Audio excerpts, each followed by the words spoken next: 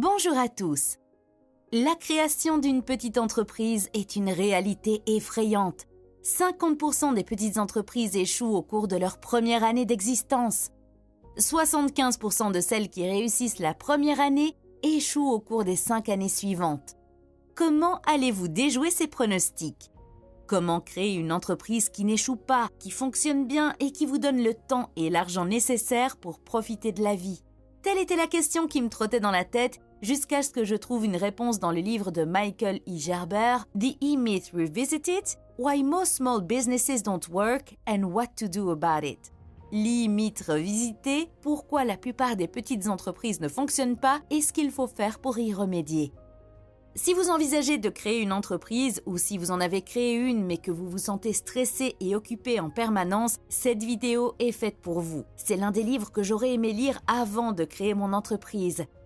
Bon, eh bien commençons. Partie 1, l'hypothèse fatale. Voici ce que vous êtes. Vous travaillez dans une entreprise pour quelqu'un d'autre. Vous êtes bon dans votre travail, sacrément bon. Vous êtes l'un des meilleurs employés. Mais les choses ne vont pas bien pour vous. Vous ne vous sentez pas apprécié ou vous n'avez pas l'impression d'être suffisamment payé. Un jour, vous êtes au travail et, pour une raison ou une autre, vous n'aimez pas le comportement de votre patron. Il a peut-être dit ou fait quelque chose. La raison n'a pas beaucoup d'importance. Vous n'avez tout simplement pas aimé. Soudain, une voix dans votre tête vous dit « Pourquoi est-ce que je travaille pour cet idiot? Je connais le métier mieux que lui. Cette entreprise s'effondrerait si je n'y travaillais pas. Pourquoi ne pas créer ma propre entreprise et être mon propre patron ?»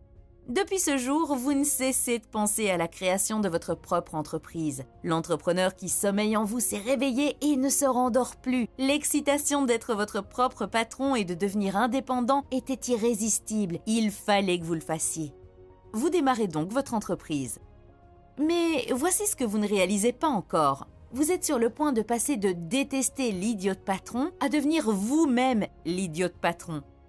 La plupart des gens, y compris moi-même, démarrent une entreprise de cette façon.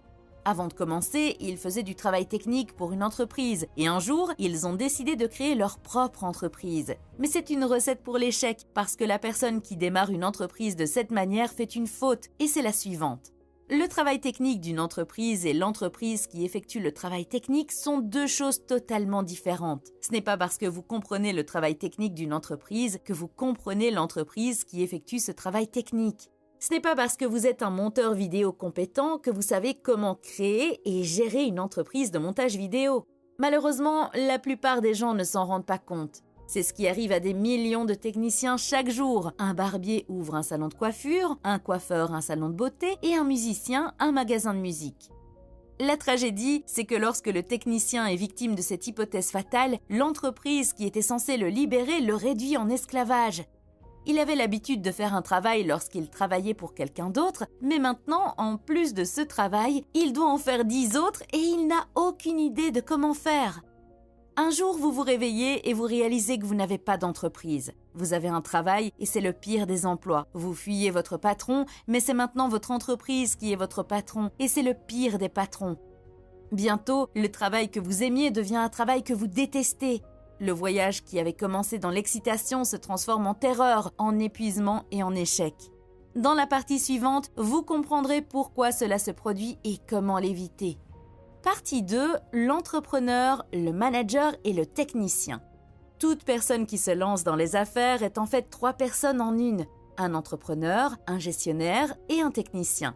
La façon la plus simple de comprendre cela est de suivre un régime. Tous ceux qui ont essayé de suivre un régime savent qu'ils ont en eux un gros et un petit. Le maigre sait ce qu'il faut faire pour devenir maigre. Un régime et de l'exercice. Tout ce que vous avez à faire, c'est de ciseler le maigre en vous comme une statue de marbre. Mais le gros ne veut pas aller courir. Le gros aime la malbouffe. Tu pourras t'entraîner plus tard, peut-être demain ou jamais. Tous ceux qui ont déjà vécu le conflit entre le gros et le maigre savent ce que je veux dire. Vous n'êtes pas seulement un maigre ou un gros, on est les deux. Quand vous êtes le maigre, vous faites toujours des promesses que le gros doit tenir. Et quand tu es le gros, tu fais toujours des promesses que le maigre doit tenir. Si tu t'es déjà senti comme le gros et le maigre, tu sais que tu ne peux pas être les deux à la fois. Quelqu'un doit perdre. Et ils le savent tous les deux. C'est le genre de guerre qui se découle à l'intérieur du propriétaire de chaque petite entreprise. Mais c'est encore pire parce qu'il s'agit d'une bataille à 3 entre l'entrepreneur, le gestionnaire et le technicien. Malheureusement, c'est une bataille que personne ne peut gagner. Comprendre les différences qui existent entre eux vous expliquera rapidement pourquoi. Le premier est l'entrepreneur. L'entrepreneur est un visionnaire, le rêveur. C'est lui qui, à l'intérieur de vous, rêvassez en regardant l'horloge et en imaginant une vie meilleure. Il vit dans l'avenir, jamais dans le passé et presque jamais dans le présent. Ils sont vos innovateurs et sont toujours les meilleurs pour travailler avec l'inconnu, transformant le chaos en harmonie. Ils ont un fort besoin de contrôle parce qu'ils ont besoin de contrôler les gens et les événements dans le présent pour réaliser leur vision ou leurs rêves. Cela pose un gros problème. Ils vivent dans un monde fait de trop d'opportunités et tout le monde autour d'eux ne fait que les ralentir. Cela signifie qu'ils font généralement tout ce qu'il faut pour faire avancer leurs projets, même s'ils doivent intimider, harceler ou crier sur leurs employés. Pour les entrepreneurs, la plupart des gens sont des problèmes qui les empêchent de réaliser leurs rêves. Vient ensuite le gestionnaire. L'entrepreneur a une vision d'avenir pour l'entreprise, mais le gestionnaire qui est en vous veille à ce que l'entreprise fonctionne bien dans le présent. Ils sont pratiques. Le manager veut que les choses soient organisées et en ordre. C'est son travail de nettoyer le désordre de l'entrepreneur. Si vous êtes comme moi, vous avez un tiroir de bric-à-brac chez vous. Il peut se trouver dans votre cuisine, dans un bureau, mais il s'agit d'un tiroir rempli d'objets hétéroclites. Vous ne savez pas comment il s'est retrouvé là, mais un jour vous vous êtes réveillé et il était plein de bric-à-brac. Des élastiques, des vieilles clés dépareillées, une montre cassée, des piles qui sont peut-être mortes et toujours des vis et des clous qui attendent de vous piquer quand vous les mettez à l'intérieur. C'est ce que le directeur voit lorsqu'il découvre l'entreprise d'un entrepreneur. Ils ne peuvent pas travailler dans ce désordre. Ils voient un tiroir de bric-à-brac qui a besoin d'être nettoyé et organisé. Au lieu de tout ranger dans un tiroir ou de faire des piles, le directeur se met au travail avec une étiqueteuse. Chaque chose a une place et doit être remise à sa place. Les clés sont sur un porte-clés, les vis et les clous sont dans des bacs en plastique étiquetés vis et clous, les piles sont testées, puis jetées si elles sont hors d'usage ou placées dans des bacs clairement étiquetés en fonction de leur taille. Les managers traitent les personnes et les tâches d'une entreprise de la même manière qu'ils traitent des tiroirs de bric-à-brac. Ils mettent en place une structure, ils prévoient les problèmes à venir, chacun a sa place et son travail à faire, et ils veillent à ce que cela se produise. Le technicien. Si vous regardez cette vidéo et que vous voulez quitter votre emploi, vous êtes un technicien. Si vous vous êtes déjà dit « si vous voulez que ce soit bien fait, faites-le vous-même », vous êtes un technicien. Les techniciens aiment la sensation de faire les choses, de mettre la main à la pâte et de vivre dans le présent. Ils ne se soucient pas de l'avenir de l'entreprise, ni des problèmes d'hier, ils veulent juste se mettre au travail. Ils veulent savoir comment le faire et ils veulent que tout le monde les laisse tranquilles. Tout le monde se met en travers du chemin du technicien. L'entrepreneur crée des tâches nouvelles et intéressantes pour le technicien, mais il est toujours en train de l'interrompre ou de le distraire. Le directeur est également un problème parce qu'il veut que les techniciens fassent partie de son système. S'il n'en tenait qu'aux techniciens, il irait travailler tous les jours et ne s'inquiéterait jamais de l'avenir. Mais c'est la pire des mentalités si l'on veut qu'une entreprise survive pendant de nombreuses années. Dans votre vie, vous pouvez probablement voir ces trois personnages en action. Vous pouvez voir comment une partie de vous a besoin d'ordre, tandis qu'une autre partie de vous rêve de l'avenir. Vous pouvez voir comment une autre partie de vous ne supporte pas l'oisiveté et se lance dans le travail en se sentant coupable de ne pas faire quelque chose tout le temps.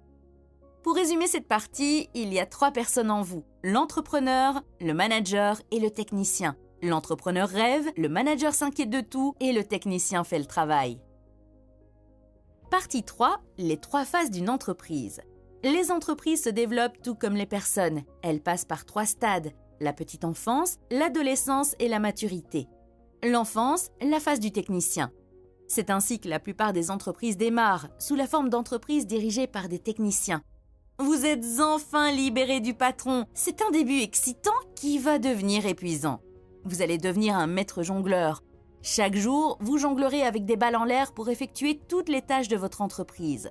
L'une d'entre elles consiste à gérer l'argent de l'entreprise, l'autre à vendre vos produits et services, tout en jonglant avec la publicité, le marketing, les frais juridiques et les impôts.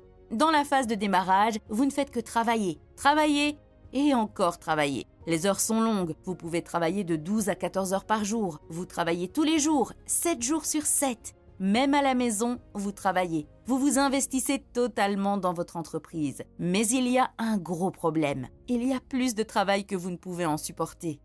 Vous travaillez plus dur, vous consacrez plus de temps, mais vous n'arrivez pas à jongler avec tout. Les balles commencent à tomber et à toucher le sol. On ne peut pas travailler aussi dur tout seul. L'enfance se termine lorsque le propriétaire se rend compte que l'entreprise ne peut pas continuer à fonctionner comme elle l'a fait jusqu'à présent. Pour survivre, elle devra changer. C'est à ce moment-là, lorsque la réalité s'impose, que la plupart des entreprises échouent. Le technicien ferme les portes et s'en va. Les autres passent à l'adolescence. Adolescence, la phase du manager. C'est le moment où vous décidez enfin d'obtenir de l'aide pour votre entreprise. Toute entreprise qui perdure doit passer par la phase d'adolescence. Tout chef d'entreprise qui survit a besoin d'aide.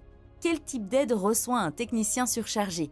De l'aide technique. Quelqu'un qui peut faire le travail qui n'est pas fait et qui est généralement le travail que vous n'aimez pas faire. Si vous aimez la vente, vous faites appel à quelqu'un pour construire le produit. Si vous aimez la production, vous ferez appel à un vendeur. Si vous ne savez pas à qui faire appel, c'est généralement à un comptable. Car la plupart des propriétaires de petites entreprises détestent la comptabilité. Vous embauchez donc votre premier employé, Harry. Harry connaît la comptabilité. C'est un travailleur expérimenté. Harry calcule des chiffres depuis plus longtemps que vous. Il a travaillé toute sa vie dans des entreprises comme la vôtre.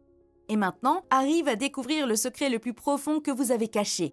Il va bientôt découvrir que vous ne savez pas ce que vous faites. Le premier jour de travail, Harry s'occupe de vos comptes. Il examine la montagne de feuilles de calcul, d'imprimés et de documents que vous lui avez remis. En un instant, vous vous rendez compte que vous n'avez plus à faire ce travail. Vous n'avez plus besoin de faire ce travail. Vous pouvez désormais être un gestionnaire et non plus un simple technicien. Quelques semaines plus tard, vous réalisez que Harry peut faire plus que de la comptabilité. Il peut répondre au téléphone, il peut travailler avec les clients, il peut mettre de l'ordre dans la vitrine, il peut faire un peu de tout. La vie devient plus facile avec Harry. Vous commencez à prendre des pauses déjeuner plus longues et vous vous détendez un peu. Mais il y a un problème. Vous laissez Harry prendre en charge des tâches au sein de votre entreprise au lieu de lui dire ce qu'il doit faire. C'est un jeu dangereux. Si vous ne dites pas à Harry ce qu'il doit faire, il fait les choses à sa manière. Cela signifie que votre entreprise est en train de passer lentement de la façon dont vous faisiez les choses à une entreprise nouvelle et méconnaissable. Harry a besoin de plus d'aide, il embauche donc de nouveaux employés. Comme vous êtes très occupé à développer l'entreprise, ils répondent à Harry plutôt qu'à vous. Vous continuez ainsi parce que cela vous permet de faire ce que vous aimez, jusqu'à ce que des problèmes surgissent. Les erreurs commencent à s'accumuler. Des clients mécontents commencent à se plaindre que les choses ne sont plus ce qu'elles étaient. Les délais ne sont pas respectés. Cette mauvaise gestion commence à faire des ravages. Vous commencez à réaliser que personne ne se soucie de votre entreprise comme vous le faites. Vous commencez à réaliser que vous n'auriez jamais dû faire confiance à Harry. Vous n'auriez jamais dû faire confiance à personne. Vous auriez dû faire preuve de plus de discernement. Alors que les balles continuent de tomber à un rythme effréné, vous réalisez que personne n'est prêt à travailler aussi dur que vous. Personne n'est prêt à travailler aussi dur que vous. Personne n'a votre jugement, votre capacité, votre désir ou votre intérêt.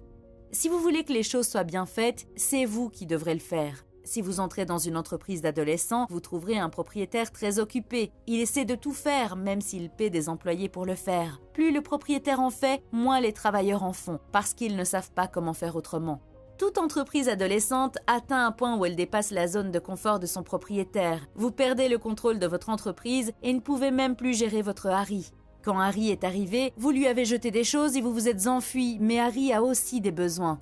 Il a besoin de plus de directives. Il doit savoir pourquoi il fait ce qu'il fait. Il doit savoir où va l'entreprise et quelle est la stratégie globale.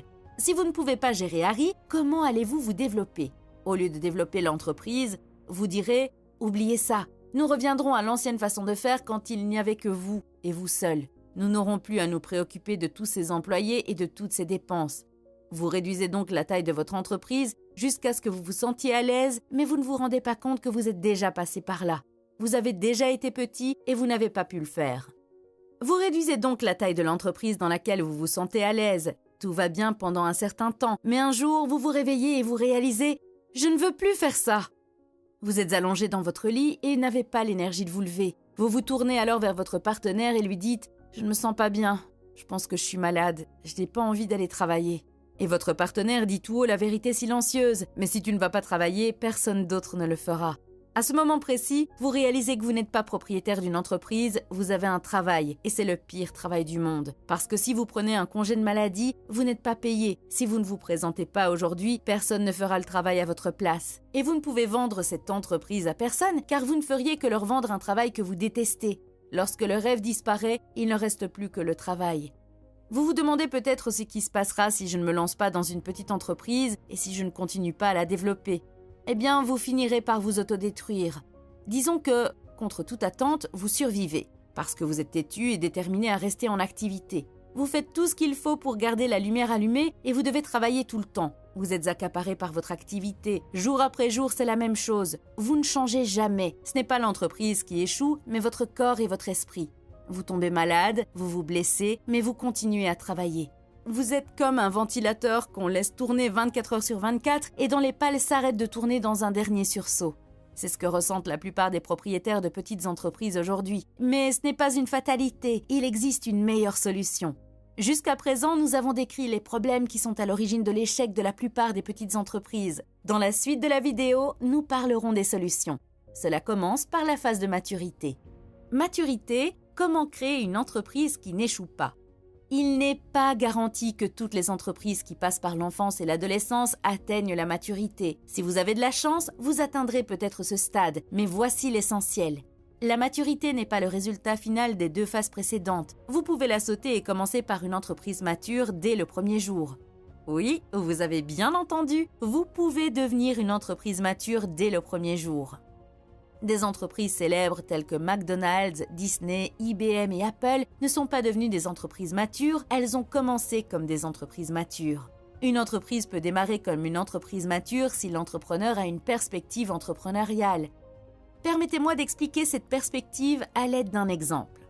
Tom Watson d'IBM déclare « Dès le début, j'avais une idée précise de ce à quoi ressemblerait l'entreprise une fois qu'elle serait achevée.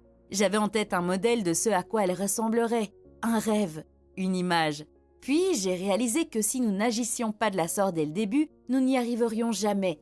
IBM devait agir comme une grande entreprise avant de devenir une grande entreprise. » La perspective entrepreneuriale pose la même question que Tom Watson d'IBM. Comment l'entreprise doit-elle fonctionner? Du point de vue de l'entrepreneur, l'entreprise est le produit et non pas le produit fabriqué par l'entreprise. Cela ne signifie pas que l'entrepreneur ne se préoccupe pas du produit. Il s'en préoccupe, mais il a une approche plus holistique. Voici en quoi les perspectives du technicien et de l'entrepreneur diffèrent. L'entrepreneur considère l'entreprise comme un système. Elle produit des résultats pour le client. Le technicien voit l'entreprise comme un endroit où il peut travailler pour lui faire gagner de l'argent. L'entrepreneur commence par avoir une vision claire et travaille ensuite à rebours pour faire de cette vision une réalité. Le technicien n'a pas de vision, il a juste du travail à faire et de l'argent à gagner aujourd'hui. L'entrepreneur voit l'entreprise à travers les yeux de son client. Le technicien voit l'entreprise à travers ses propres yeux. Pour l'entrepreneur, un nouveau client est une nouvelle opportunité. Pour le technicien, un nouveau client est un problème parce qu'il signifie plus de travail. Voici ce qu'il en est. On ne peut pas enseigner la perspective entrepreneuriale à un technicien. N'essayez même pas. Ce dont vous avez besoin, c'est d'un modèle d'entreprise qui permette à l'entrepreneur qui sommeille en vous de faire ce qu'il y a à faire. En même temps, ce modèle d'entreprise doit répondre aux besoins du technicien et du gestionnaire. Un modèle d'entreprise qui répond aux besoins des 3 parties s'appelle un prototype de franchise. Dans la partie suivante, j'expliquerai ce modèle d'entreprise en détail. Partie 4. Modèle de prototype de franchise. La façon la plus simple de comprendre ce modèle d'entreprise est de regarder McDonald's. Gardez à l'esprit que je ne vous dis pas de vous lancer dans la vente de hamburgers. Nous parlons ici de leur modèle d'entreprise. On peut dire beaucoup de choses sur McDonald's. Vous pouvez dire que leur nourriture n'est pas saine. Vous pouvez dire que les gens ne devraient pas manger de la malbouffe. Mais ce que vous ne pouvez pas dire, c'est qu'ils ne tiennent pas leurs promesses parce qu'ils le font. Leur système fonctionne comme une montre suisse. C'est parce que chaque étape de l'entreprise a été testée, ajustée et améliorée jusqu'à ce qu'elle puisse être copiée dans chaque restaurant McDonald's. La nourriture est préparée et servie de la même manière que dans les autres restaurants. La nourriture est préparée et servie de la même manière dans le monde entier. Les galettes de viande surgelée ont la même taille et la même forme. Les cornichons sont placés sur les petits pains selon le même schéma afin qu'ils ne glissent pas du sandwich. Les frites sont maintenues au chaud pendant 7 minutes avant d'être détrempées et les plats sont servis aux clients en 60 secondes ou moins. En fait, chaque problème a été étudié, documenté et systématisé de telle sorte que n'importe quel jeune de 18 ans puisse faire le travail. Comment créer un tel système dans votre entreprise? Tout d'abord, vous devez changer votre point de vue sur ce qu'est une entreprise. Le problème n'est pas votre entreprise, il ne l'a jamais été. Le problème, c'est vous. C'est vous qui l'avez toujours été et qui le serez toujours. Rien ne changera tant que vous n'aurez pas changé votre point de vue sur ce qu'est une entreprise et sur la manière dont elle fonctionne. Deuxièmement, chaque jour doit être consacré à travailler sur votre entreprise et non dans votre entreprise. Voyez votre entreprise comme un produit sur une étagère. Voyez-la comme une machine dont les pièces sont reliées entre elles et posez-vous la question: comment faire en sorte que mon entreprise fonctionne sans moi? Comment faire en sorte que mes collaborateurs travaillent sans que j'intervienne en permanence? Comment puis-je systématiser mon entreprise de telle sorte qu'elle puisse être reproduite 5000 fois et que la 5001e unité fonctionne aussi bien que la première? Prétendez que vous allez franchiser votre entreprise. Faites comme si votre entreprise était un modèle que vous copierez et créerez 5000 autres entreprises comme elle. Pas presque comme elle, mais exactement comme elle, des clones parfaits. Après avoir posé toutes ces questions, vous vous rendrez compte que vous devez créer des systèmes pour tout. Vous devez créer une entreprise qui dépend d'un système et non d'une personne. Si le succès de votre entreprise dépend de l'embauche d'experts, il vous sera extrêmement difficile de réussir. Les experts sont difficiles à trouver et coûtent cher. Au lieu de cela, mettez en place des systèmes de manière à ce que même une personne peu qualifiée puisse faire le travail efficacement. Cela ne signifie pas que vous devez embaucher n'importe qui dans la rue. Par exemple, si vous avez besoin d'un comptable, vous aurez toujours besoin d'une personne ayant des connaissances en comptabilité. Toutefois, si votre système d'entreprise est bien conçu, vous n'aurez pas besoin d'un expert de haut niveau. Un comptable moins expérimenté peut également faire le travail correctement. C'est ce que l'auteur entend par la création d'une entreprise dépendante d'un système. Pour créer une entreprise dépendante d'un système, vous avez besoin de listes de contrôle pour chaque tâche. Vous avez besoin d'un manuel sur comment faire avec des instructions étape par étape pour que n'importe qui puisse faire ce que vous faites. Je sais que cette partie est ennuyeuse et que je déteste la faire, mais elle est absolument nécessaire. Si vous sautez cette étape, vous perdrez beaucoup de temps et vous échouerez. J'ai personnellement sauté cette étape et embauché des personnes, et voici ce qui s'est passé. Comme je n'avais pas le bon système, ils n'ont pas pu faire le travail à 100%. Ils ne pouvaient en faire que 90% et je devais les aider pour les derniers 10%. Imaginez maintenant que vous ayez embauché 10 personnes et que vous deviez aider chacune d'entre elles pour les derniers 10%. Cela vous prendra probablement tout votre temps. Encore une fois, j'ai commis cette erreur et j'ai vu d'autres personnes embaucher un grand nombre de personnes et les renvoyer peu après pour la même raison que celle que je viens de décrire. Il faut donc commencer par construire le système. Certains d'entre vous pourraient se demander ce qu'est ce système dont vous parlez sans cesse. Permettez-moi de vous donner un exemple. Imaginez que vous ouvriez une pâtisserie. Chaque poste dans votre boutique aura une description détaillée. Cette clarté garantit que chaque travailleur sait exactement ce qu'il doit faire et comment le faire. De l'achat des ingrédients à la propreté du magasin, en passant par le balayage des sols, le nettoyage des poêles et les transactions à la caisse. Pour les boulangers, il y aurait des directives claires sur la façon de cuire les gâteaux, les réglages de température des fours, la durée de cuisson de chaque type de gâteau et les recettes secrètes qui rendent vos gâteaux spéciaux. Après tout, il ne s'agit pas de n'importe quelle pâtisserie, c'est votre pâtisserie, c'est votre prototype. Vous voulez que votre gâteau ait le même aspect et le même goût. Il doit offrir une expérience cohérente aux clients. La construction du prototype de votre entreprise est un processus continu. Il ne s'agit pas d'un processus unique qui se termine une fois pour toutes. L'auteur appelle cela un processus de développement de l'entreprise que nous aborderons dans la partie suivante.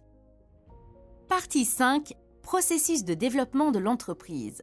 Ce processus comprend 3 étapes: l'innovation, la quantification et l'orchestration. L'orchestration consiste à poser la question suivante: quel système pouvons-nous améliorer dans notre entreprise pour aider nos clients? N'oubliez pas que ce n'est pas le produit qui doit être innové, mais la manière dont votre entreprise fonctionne et vend ses produits. Il n'est pas nécessaire de mettre en œuvre de grandes innovations. Par exemple, quelle couleur de costume vos employés doivent-ils porter pour réaliser le plus grand nombre de ventes? Est-ce un costume marron, bleu ou noir? Testez-le pendant 2 semaines. Vous constaterez peut-être que même votre meilleur vendeur gagne moins d'argent lorsqu'il porte un costume marron et que les ventes de votre pire vendeur ont presque doublé lorsqu'il portait un costume bleu. Voici un autre test à essayer. Au lieu d'accueillir les clients à l'ancienne en leur demandant « Puis-je vous aider ?», dites « Bonjour, êtes-vous déjà venu ici ?» Ce simple changement fait passer la conversation d'une question oui ou non à une invitation à parler. Si la personne vous répond qu'elle est déjà venue dans votre magasin, c'est parfait. Nous sommes ravis que vous soyez de retour. Voici une offre spéciale pour les clients réguliers.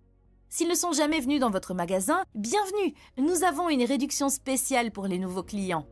Ce sont de petites modifications comme celle-ci qui peuvent entraîner des changements spectaculaires pour votre entreprise. Mais comment savoir si les innovations et les tests que vous avez effectués fonctionnent? C'est là qu'intervient la quantification, qui est la 2e étape du processus. Cela signifie que vous allez trouver les données de votre entreprise. Au lieu de vagues sentiments, vous saurez avec certitude quelles sont les performances de votre entreprise après avoir effectué un changement. Repensez aux costumes de différentes couleurs. Vous pouvez suivre et voir combien d'argent a été gagné par chaque couleur.